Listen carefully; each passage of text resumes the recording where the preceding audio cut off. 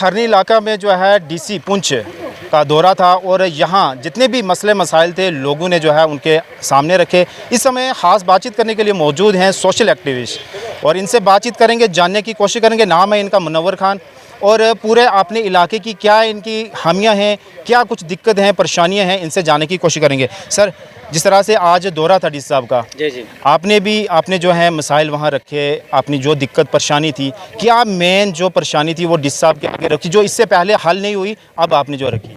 Sir, हम DC साहब से पूरी उम्मीद करते हैं कि हम एक फार फ्लंग पंचायत से तल्लक रखते हैं, पंचायत कांगड़ा गलूता से। आज के इस दौर में भी हमें 2 किलोमीटर तक आदमी को जो है मंजी पे उठा के लाना पड़ता है मेन रोड तक। और दूसरा हमारा प्रॉब्लम था, एक लिफ्ट स्कीम थी नीरी डाउ टू सिरवाला, उसके बारे में डीसी साहब से डिस्कस की। उन्होंने वादा किया है, रोड के लिए उन्हें बोला था, उन्होंने वादा किया है और उम्मीद करते हैं एक नौजवान ऑफिसर हैं, लोकल ऑफिसर हैं, हमारी हेल्प करेंगे। और बहुत सारे मसले मसाइल हैं, जैसे पेंशन का मामला आप ले लो तो जब सोशल वेलफेयर के ऑफिस जाओ या किसी भी ऑफिस में जाओ तो वो बोलते हैं डेट ऑफ बर्थ सर्टिफिकेट चाहिए, डेट ऑफ बर्थ सर्टिफिकेट। अब जो आदमी स्कूल ही नहीं पढ़ा तो उसका डेट ऑफ बर्थ सर्टिफिकेट हम कहाँ से लाएंगे?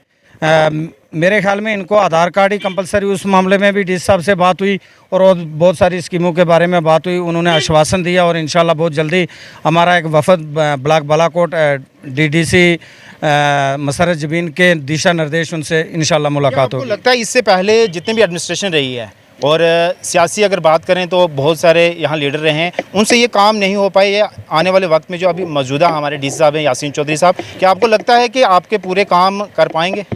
जी, सियासी लिहाज से हमारे लीडर एक मंजे हुए लीडर थे, सरदार रफीक हुसैन खान साहब, बिना किसी को मजहब मिलत के काम किया करते थे। ये नीली डाउ टू सिरवाला स्कीम 2008 से ये उन्होंने ही शुरू करवाई थी, जो आज तक अनकम्प्लीट है। और इसमें थोड़ी महकमे के जो हजरात हैं उनकी भी मतलब वो अच्छे तरीके से ड्यूटी नहीं करते हैं या ये काम अंजाम नहीं देते हैं, तो इस चीज़ का बड़ा दुख होता है। सियासी लिहाज से रफ़ीक खान साहब एक अच्छे लीडर थे और उम्मीद रखते हैं डीसी साहब से, यासीन चौधरी साहब से उम्मीद रखते हैं कि ये हमारे नौजवानों की, मैंने एक बार नहीं, मैंने 3 बार खड़े होकर उनको बोला कि जनाब हमारी पंचायत का एक बार विज़िट करें।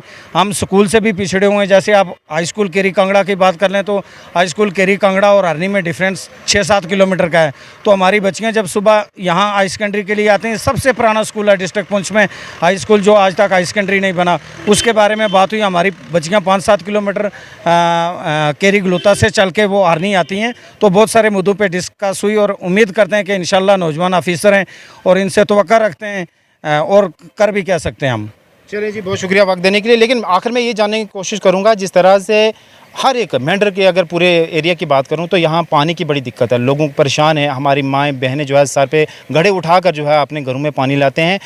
पानी का जो मसला है कब तक ये हल होगा? क्योंकि जल जीवन मिशन के तहत प्रधानमंत्री हमारे मोदी सरकार ये कहती है कि हम जो है हर घर जल और नल देंगे। क्या आपको लगता है कि हमारे एरिया में अभी हर घर जल पहुँचा है? नहीं, ऐसा अभी नहीं है। काम बहुत सारे चल रहे हैं, जैसे बाहर के ठेकेदारों ने यहाँ पे ठेके ले लिए हैं, पता नहीं किसकी दलाली से लिए हैं, उन्होंने ठेके लिए हुए हैं, काम नहीं कर रहे हैं, वो घर चले जाते हैं। बिहार का आदमी वहाँ से आकर यहाँ 35-40 स्कीमों पे ठेका डालता है। अभी जैसे आपको लगता है कहीं बोर ऐसे हैं वो निकल गए हैं, साल ऐसे ही पड़े हुए हैं, लेकिन कंप्लीट अभी नहीं हुए, लोगों के घर अभी पानी नहीं पहुंचा है, ऐसा भी है? देखिए, मैं अपने इलाके की आपको बात करता हूं कि मेरे इलाके में आज दिन तक जो है वो 6-7 टैंक जो बनने थे, एक टैंक ही बनाया है। वो कोई बिहार का ठेकेदार है, वो फ़ोन नहीं उठाता है।